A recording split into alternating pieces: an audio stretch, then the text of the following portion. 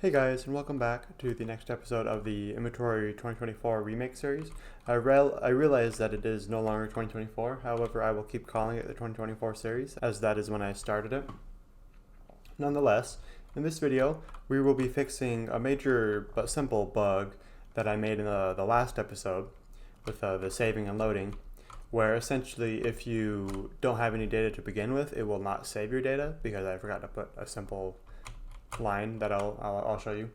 But after that, we're going to be moving on to dropping items and adding a custom proximity prompt system for picking those items up. And then after that, if there's extra time, we'll move on to preventing more items in the inventory than the max stack limit. Because right now it doesn't actually do anything if you go over max stacks. It has this max stacks, but doesn't actually do anything if you go over that. So we're gonna work on preventing that. But that's just if we have time. So getting started, let's move on to, go open the inventory server and notice, so if we have this save key, right? If we run the game, it should have our data from last time and it should load the data, and when I leave, it should save the data, right? And that all works fine. But if I restart the data to where I no longer have any data, if I run the game, it says loading data, no data found. And if I pick up a bunch of tools and stuff and then I leave, it doesn't actually save the data. And it's a simple mistake I made. If I go all the way down where we have these, so we have the save data, we have the load data functions. So the problem is in this has loaded thing that we added, where we don't want the data to save before it's finished loading. And the problem is actually down here, where at the end of this function we set has loaded to true, but if we don't find any data right here, then we don't do anything, we just return, and so has loaded remains false.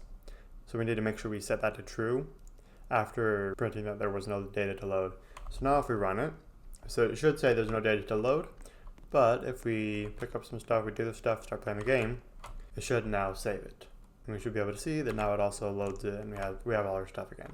So it works now. Cool. So the next thing we're going to do is we're going to start working on the dropped items proximity prompt. So we're going to go inside inventory server.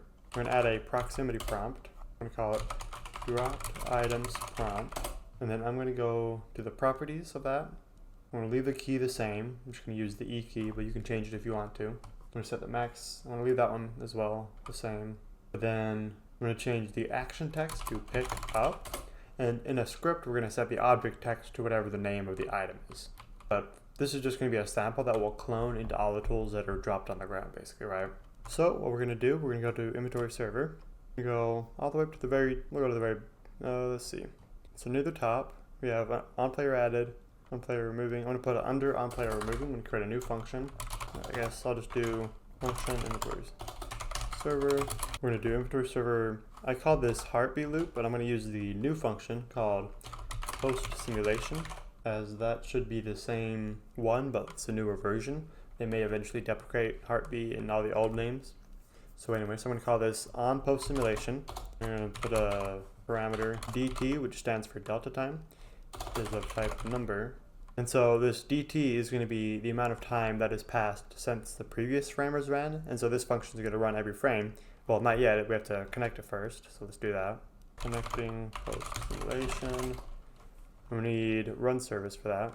So local run service. So I have a run service. And we're going to use run service to do run service. So we're going to do run service dot post simulation connect, and we're going to do inventory server dot on post simulation. So this is going to connect our on post simulation function to the post simulation event, which will run every frame after physics simulations have been calculated, and then so that'll make so our function will run every frame, and it'll provide this argument automatically because it comes directly from the run service event. So then using this function, this is the, so let's just see, let's do updating dropped items. Function inventory server dot update dropped items. We're going to do, so every frame we're just going to simply server dot update dropped items. And this is just in case we ever want to do anything else in this on post simulation in addition to this, but this update dropped items is where we're going to loop through all of the items currently in the game in the workspace and see if they're on the ground or if they're in a character, and we're going to update them accordingly based on that. So it's a relatively hacky way of doing things, but it gets the job done. It's not the most efficient, but it works. So we're going to loop through all the items, so looping all items. So one thing we're going to need that'll make this a little bit easier and more performant as well is we're going to want to make sure that all of our tools have a certain collection service tag on them. Looks like they already do. I must have said that in a previous episode. I'm not using it anywhere. So you can see it has this tag right here. So it has this tag right here, and that'll let us use collection service. So if we define collection service, and each of these tools, all of the sample tools, are all going to have that tag. So we can use collection service get tagged, and it'll return a table of all the objects with that tag. And that's a lot more efficient than looping through the workspace, especially with a really big map. That would be very, very laggy. So we're just going to loop through. We're going to do for icon tool in cs get tag then tool. So we provide that tag as an argument into get tagged, and this will return a table of all the things that have that tag. Which, since we only added these to the tools, it's just going to be every tool in the game essentially, right?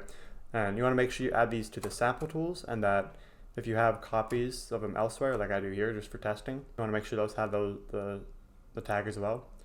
But most importantly, you want to make sure that the samples themselves have the tag. And then we're going to do if not tool is descendant of workspace, then continue end. If the tool is located in server storage or something, we want to just ignore it because it's not in the actual game. So this is what this is going to do. It's going to see if it's inside the workspace, or if it's not inside the workspace, then it's just going to skip this iteration using continue and then move on to the next tool without doing anything. So now we're going to do local handle equal to tool find first child handle. If not handle, actually I'll do it this way. Assert handle, no handle, post found for tool. So what we're doing here, we're going to find the handle of the tool, and we're going to say this assert is essentially like doing if not handle then error with this message. So that's essentially what assert does. It just checks, is this statement true? If it is, then we're fine. If it's not, if it somehow evaluates to false, then it'll do an error and it'll use this message. And right here I'm using a relatively new way of doing strings without adding formatted variables in those strings and stuff. So this is the tilde character, I believe is what it's called, the very top left of the keyboard. So you just do those, and then you can type it like a regular string, but then if you want to add a variable, you can use curly brackets. We want to make sure those variables are strings. So that would be like doing hello world. That would be like that, right? So it's just a shorter way of making strings. So if there's not a handle in the tool, we're going to give an error message just as a little reminder that you need to add a tool. Yeah, you need to add a handle to the tool. I'll automatically replace that with a warning message. So I'm going to if handle then warn there was no handle found for tool.name. And then we're going to do continue just because we don't want it to error and then stop the rest of the tools from running. We just want it to prompt a reminder. We're going to do local humanoid is going to be equal to tool.parent find first child. So this might be nil, so I'm going to specify that here. We're essentially checking if this essentially will let us know if the tool is inside the character or not, because we're going to check if it's inside the character, then tool.parent would be the character, and find first child humanoid would return the humanoid. But if it's not, then find first child humanoid would return nil because it wouldn't find it, right? So this will tell us whether or not the tool is in the character versus being just in the workspace on the ground, right? And then local prompt is equal to tool find first child drop items. Actually, going to change this. So I'm going to do handle find first child drop items prompt. And so what we're going to do here, so we have, this is going to be looking for the proximity prompt. So we have this sample proximity prompt here, and we're going to clone this into all the tools that don't already have it. But some tools might already have it, right? So we don't want to add duplicates. So this will find if the tool already has it, essentially. If hum, so then if the tool is currently in the character, essentially, then in that case, let's see. First, I'm going to do the other part, because a lot of it will make more sense then. So if it's in the character, then we're going to do some stuff, but we're going to do that later. For now, we're going to see if it's not in the character. So if it's just sitting on the ground somewhere, then what we want to do is we want to add a proximity prompt. If not prompt, then let's see. We're going to disable the can touch property of the handle if there's not a prompt. And this is because we want to be able to disable the default pickup system. Because right now, if you touch the tools, it'll pick them up. But if we disable can touch, then it'll disable the .touched event while the tools are on the ground, and you won't be able to pick them up. But we are going to re-enable it later, so that way, if you want to use .touch for like detection or something, you'll still be able to do that. So what we're going to do is disabling can touch for icon part, base part, and tool get descendants. Do part is a base part. Oh wait, if part is a base part, then inventory server dot. We're going to create a new table. All the way up here, we're going to go up here. We're going to do inventory server dot tool can touch equal to empty table. We're going to go back down, and what we're going to use this table for is, so we're going to loop through all these parts, and we're going to set, loop through all these parts, and we're going to set part.canTouch equals false, right? And then when we go up here, we're going to set it back to true, but we only want to set it to true for parts that originally had canTouch set to true. So we want to be able to keep track of what parts had it set to true and what parts had it set to false. So we're going to do inventory server dot tool can touch part equal to part dot can touch. So what this is going to do, and this is something really cool about tables, is we're going to use the actual part instance as the key. So that's going to be a very unique key because it's an actual instance, right? That has its own like ID or two, I think. If you look in here, unique ID or whatever, it's a very unique key for that specific object, and we're going to set it to whether or not canTouch is true. So then whenever we set it back, rather than setting canTouch equals true, we're going to set canTouch equals inventory server tool canTouch part, right? So then this will disable this will disable canTouch for all the parts, but it'll also keep track of that, whether or not we want to re-enable it later. So then we're going to add the proximity prompt. We do local prompt. Actually, we're just going to do prompt because we already have a variable for it, is equal to script dot drop items prompt clone prompt dot object text. We're going to set that to tool.name, just so that way it shows the name of the tool when you're trying to pick it up. And then prompt dot parent equals handle. And remember, if there's no handle, we're going to skip this tool because there's an error there, and we want to just print an error message and then move on, right? So then connecting triggered event prompt.triggered connect function player. So then what we're doing here, we're saying whenever the prompt is triggered, we're going to check what player triggered it, and then inside that, this is where we're actually going to handle the max items code, I believe. However, I'm going to do that later because we don't have the function set up yet. But I'm going to add a message here. Where is it? I lost it. So I'm going to add a message here. Redo check max items on redo items, just as a little reminder. Then we're going to do inserting them into player's backpack. And what's great about being able to, because we're setting up our own custom pickup system, right? What's great about setting up our own custom pickup system is that whenever we do check for the max amount of items, check if they have a full inventory essentially, right? Then it's really easy for us to just not let them pick it up because we're fully in control of the pickup system ourselves. So that actually makes this part a lot easier. But we still have to set up a function for checking if the inventory is full or not. So we're going to say, or inserting item in the player's backpack, local backpack is equal to player find first child backpack. If not backpack, then continue and actually no, then return end because we're not in the loop right now, we're in this event, so we can just return. And tool.parent is equal to backpack. So we don't want to wait for the backpack because if the backpack doesn't exist, that means the character is currently respawning, and so we probably don't want them to be able to pick up the tool. So then we're just going to return, right? But if the backpack does exist and find first child returns the backpack, then we can just set the tool's parent to the backpack and it'll add it to the inventory, it'll register, it'll do all this cool stuff, right? So that's pretty much all we need to do for that. And then one last thing, if a tool is on the ground, we want it to be able to collide with the ground, but if it's in our hand, we want can collide to be off, so that way it's not bumping into walls and stuff, right? Because that would be kind of frustrating. So we're also going to do a similar thing to before, but we're going to set can collide. So we're going to do a similar thing to up here, but we're going to set can collide. And I'm also going to do the same thing I did with this tool can touch right here. Inventory server, Japanese. Inventory server dot tool can collide equals brackets.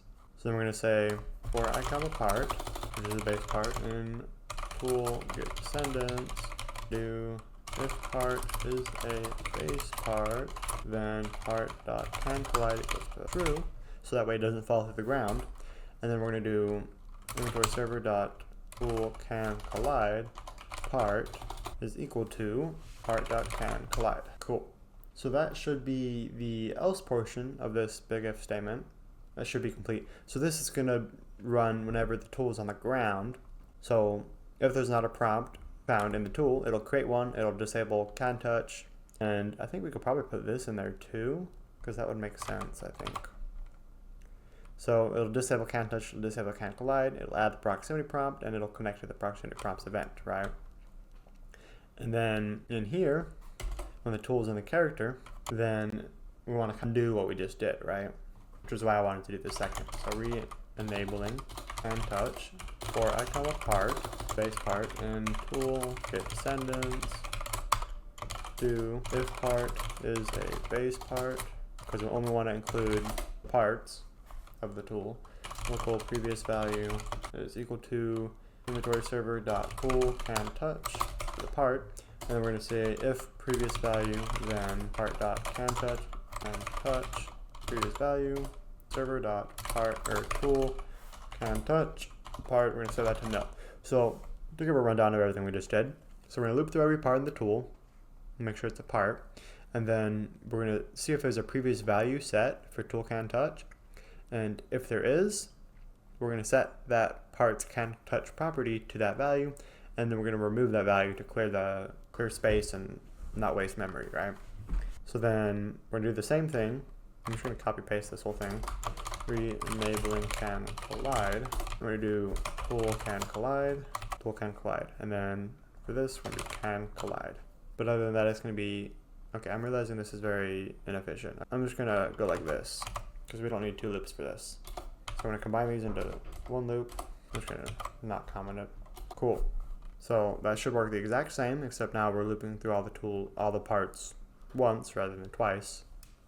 And we're going to do the same thing up here, because we don't need to run that all twice. That'll just waste processing power. Setting can touch, setting can collide. Cool. Then we're going to destroy the proximity prompt, so clearing prompt. If there is a prompt found, then destroy it. And notice that running destroy on an instance will also disconnect any events that are on them. So we don't need to worry about disconnecting this event, because destroying it will do that for us. Setting can, oh no, never mind. So yeah, that should be everything for this, I think this whole function. So this should run every frame. I'm going to test it out and hit play. We should see, so it looks like it added the proximity prompts to the tools because they're on the ground. It looped through them and it detected that they were on the ground. So then if we press E to pick it up, then it adds it to our inventory. We can see the warning print. And so it works to pick it up. And if you notice, if we touch it, it won't pick it up anymore because we disabled can touch. But it should re-enable can touch now that it's in our inventory. So if we go to the tool that we're currently holding, this is one of the ones we picked up, right? So handle.can touch should be true. Yep. And it looks like the can collide is false. But then one thing we need to be able to do, looks like I glitched it out. Pressing backspace on the tool broke it. I'm going to look into that for a second. I don't know what happened, but now I can't press backspace to do anything. So I'm just going to assume, I don't know, I don't even know what to assume. But make sure that on all your tools can be dropped is set to false, because that will mess up things. And make sure you use the is droppable to determine whether or not it can be dropped instead of the can be dropped. And do that for the tools you have for testing and also in the sample tools. Okay, anyway, so now we have the proximity prompt set up. So now we're going to set up the check max items function. Let's see. So this is going to be a relatively simple function. I'm just going to add it above here. Tagging if inventory is full, inventory server dot check max items, local inventory equals inventory server dot all inventories player. The number of inventory, in other words, the number of stacks in inventory is greater than or equal to inventory dot max stacks. Then this is supposed to be max stacks. So number of inventory greater than or equal to inventory server dot max stacks. And in that case, return true because the inventory is full. Otherwise, return false. So it's relatively simple. However, one thing to account for here is that we do want to be able to pick up tools. So if we have, say for example, inventory that looked like, so I'm going to go to my inventory, clear out everything except for the rock. So we had a bunch of rocks. The max stacks is 20, but if we have 20 rocks, hey, I got 20 exactly. Then it's actually only going to be 2 stacks. 2, 4, 6, 8, 10, 12, 14, 16, 18. So now it should be 18 stacks. And then that should be 19 stacks. So now we should only be able to fit one more stack, if all is working correctly.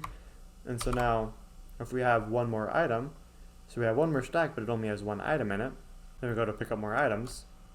It's going to detect that the inventory is full, which we actually haven't actually made it do that yet. But the function, if we ran this function right now, it would detect that the inventory is full because we have the max number of stacks. However, if we were to pick up the rock, we would want it to still pick up, right? So we're going to want to make sure we account for that as well. So I'm actually going to change TechMax items to have another argument. So it's going to have player, and it's going to have the tool. This is going to be the item that we want to add to the inventory, right? So variables. So in here, so if this is true, if this is false, we can just return false because we know we have at least room for one extra stack. However, if we do have the max number of stacks, we want to check the types of the stacks or the items in the stacks and whether or not there's a stack that has room for this specific item. So we're going to do for I, comma stack data types dot stack data, and inventory do this stack data dot name is equal to item dot name, and let's say stack data dot or number of stack data dot items is less than or server dot max stack data dot or bracket stack data dot item type. Then return false. And if we loop through all those and none of them return false, then we're going to return true. So basically what we're doing here, so if the player has the maximum number of stacks, we're going to loop through all those stacks, and we're going to see if any of them have the same item as the item we're currently looking at, the item we're trying to add to the inventory. And if they do, we're going to check if that stack has less than the max amount of items per stack for that item type. So this is max stack data, remember up here. We specify the max amount of items per stack per item type. And so we're referencing that to check if there is room in the inventory for the items. And if there is, we're going to return false to say that the inventory is not full. I guess, yeah, check inventory full, I'm going to rename it. So we want to return false in that case. Otherwise, if we loop through all the tools in the inventory or all the stacks and we don't find any that have any extra room, then we're going to return true to say that it is full. And if there's room for more stacks, and we're going to return false because we know that there's absolutely going to be room for this new tool. So based on all that, we're going to go down here, back in the update dropped items function. We're going to say if check inventory full for the player, specifying the tool. We have the tool. So if we're trying to add this tool to the inventory, but the inventory is full, then we want to return. But if it's not full, we can just move on and keep going.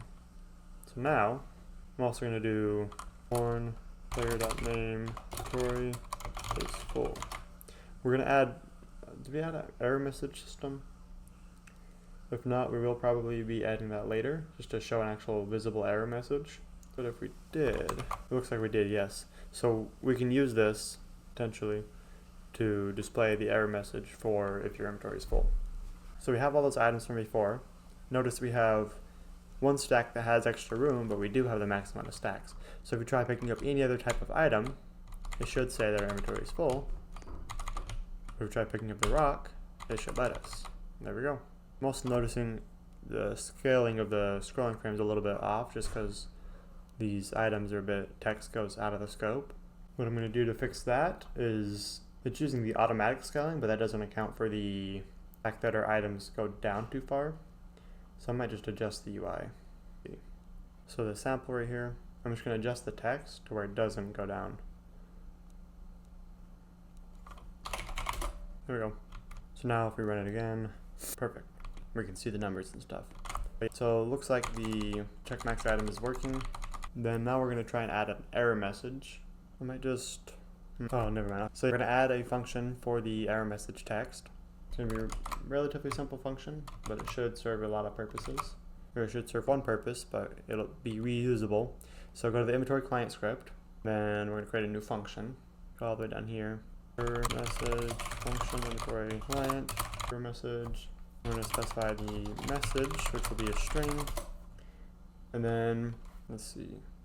We're going to create a new variable or a new value called error_db, which stands for debounce. For client.error_db equals false. So we're going to say if, because we don't want to have error messages overlapping one another. We just want to have one at a time.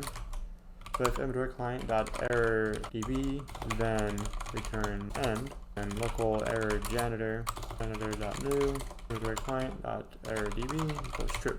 So I'm just going to start off our code. So if we're already displaying an error message, we want to just return so we don't overlap them. And then we're going to create a new janitor object, which we'll use to help clean stuff up. And I'm going to set this. So now we're going to tween the message out. So remember in our GUI, we have this error text here, just kind of right at the top of the GUI. We have a variable for it already, so we can do error key.message or .text was message. So we're going to set the text of the error text to the message provided. We're going to do error key.position, inventory client.error position. We're going to define a value for that.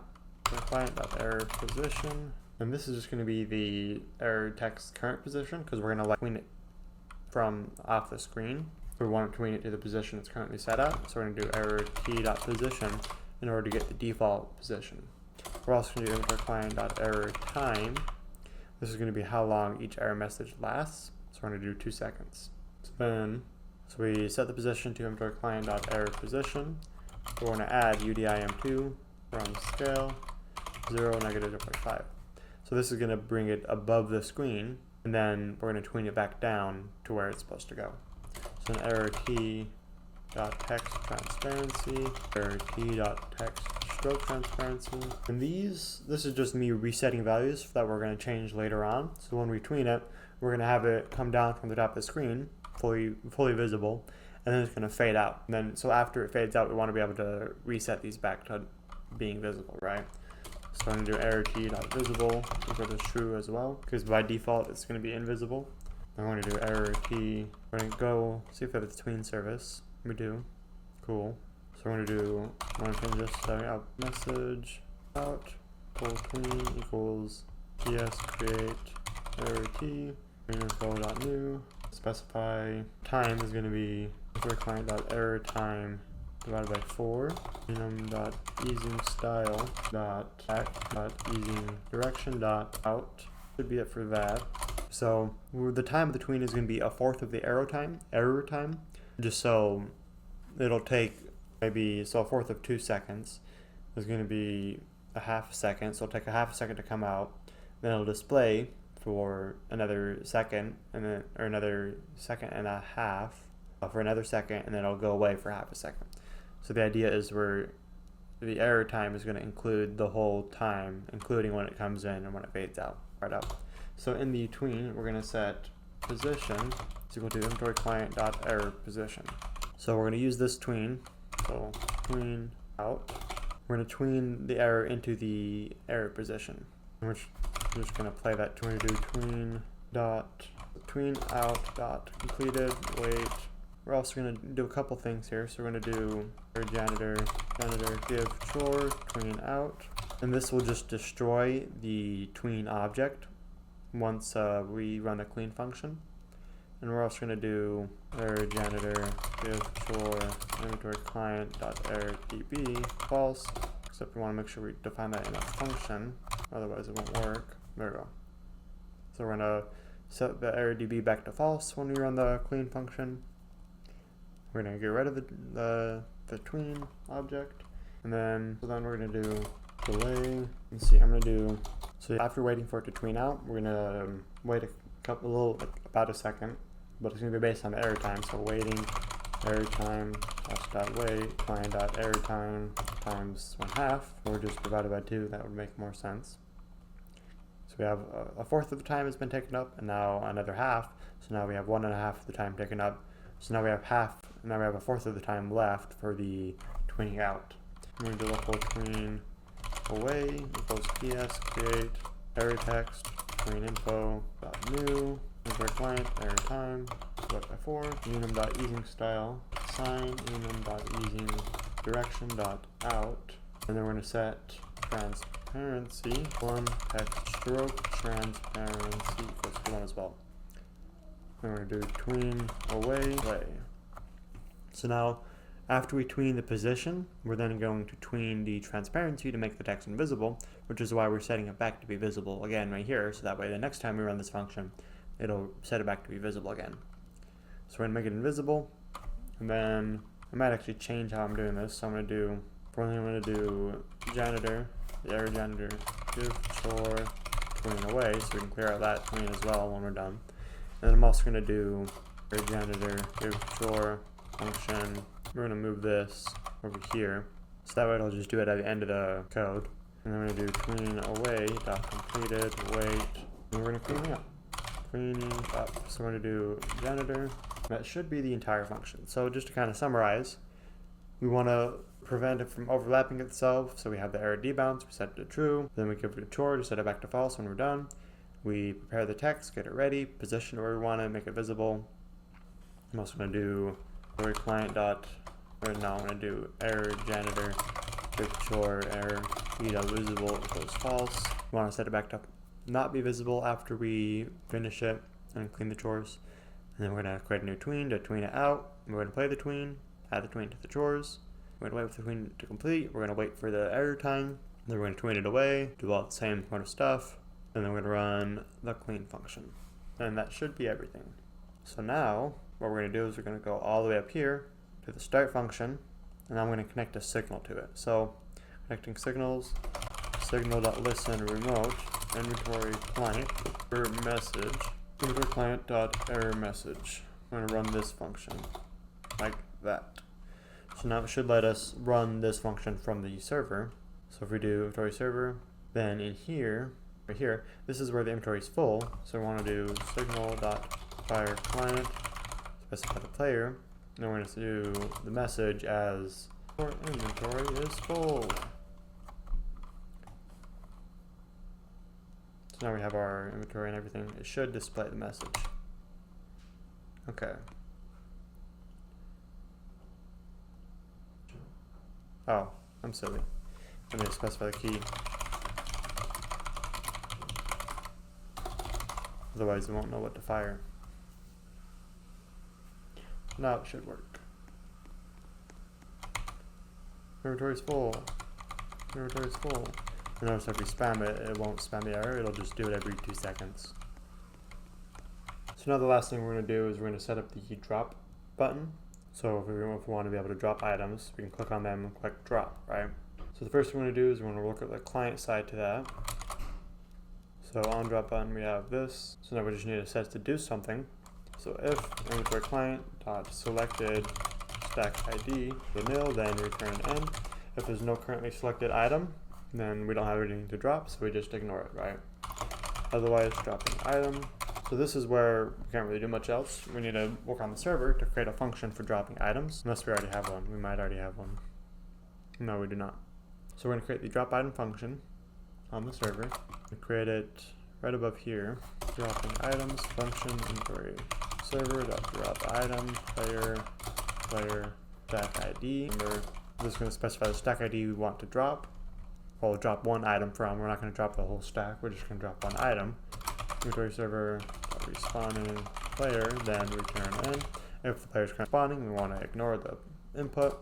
Finding stack data, local stack data, type.stack data. So go to inventory server, find stack data from ID, player stack ID. So we're going to find the stack.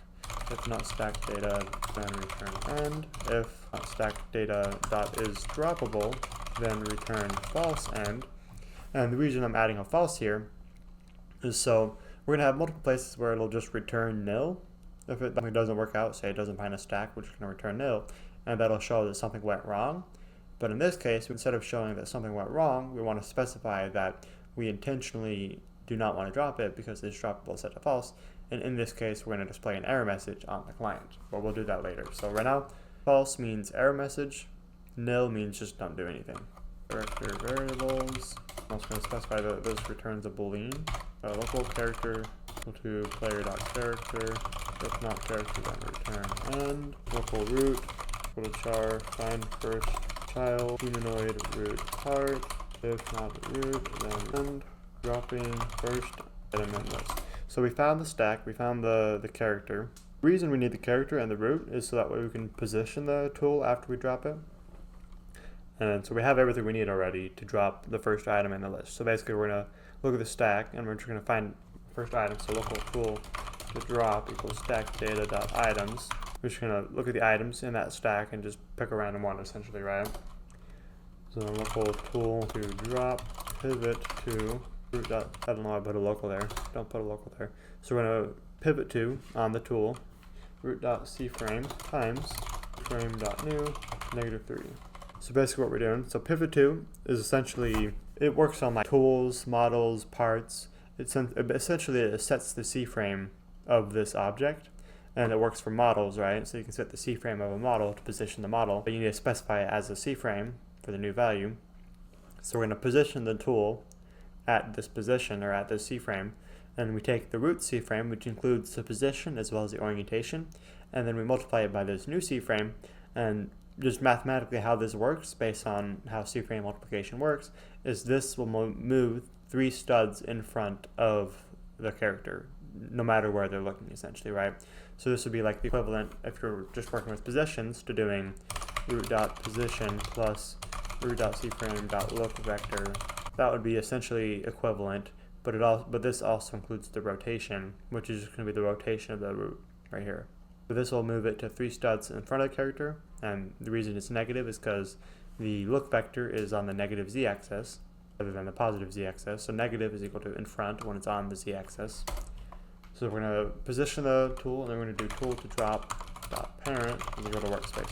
So we're going to take the tool, we're going to move it out of the backpack, we're going to position it in the workspace where we want it to drop, and then we're going to return true to say that it was a successful drop. So that should be everything for this function. The only thing we need to do now is connect it to the client so that the client can run it. We're going to do right here signal.listen remote, inventory server drop item, server.drop item. So this is going to connect this key right here to the drop item function. So now on the client, all we need to do for the drop button, after the drop button is pressed, we do local success boolean equals signal.invoke server rather than fire server, because we want to get a return value. We want to actually know what the server returned, and it will also delay it and wait for the response. So inventory server drop item client.selected stack ID. So we want to drop the item that is associated with the currently selected stack if it was a success. So if success equals nil, that means that something just went wrong, and we don't really have a specific, we don't really know what went wrong. Maybe the character doesn't exist, maybe the player's dead. We can do inventory client.error message something went wrong. And remember, this is from over here, no, not right here, from down here where we return nil. Any of those could be what causes this to be nil. So we just want to say something went wrong just to make it simpler.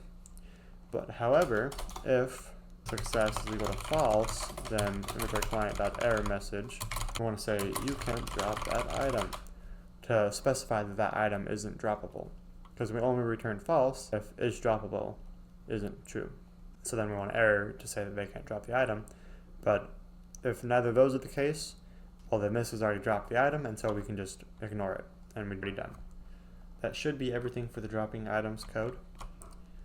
So now if I go over here, drop, you should see that it reduced the item stack count, and then I also put it in front of me. So I drop the whole stack, but I can also pick it back up because we have the drop items loop, and all is fine and dandy. Pick up a new item, but then my inventory is full again. Drop the new item, drop more items, keep dropping items and have them fly everywhere because they're going inside of each other. But as you can see, it works, right? You can pick them all back up if you want to. Eventually my inventory is going to get full. But yeah, the idea. So that will be the end of this episode. I hope you enjoyed. Remember that you can always join the Discord server in the description of all my videos if you have any questions or anything. And we also have membership. I also have a membership program, both for getting the tutorial files as well as for one-on-one tutoring with me. So feel free to look into my membership programs. And either way, I hope you enjoyed the video, and I will see you next time.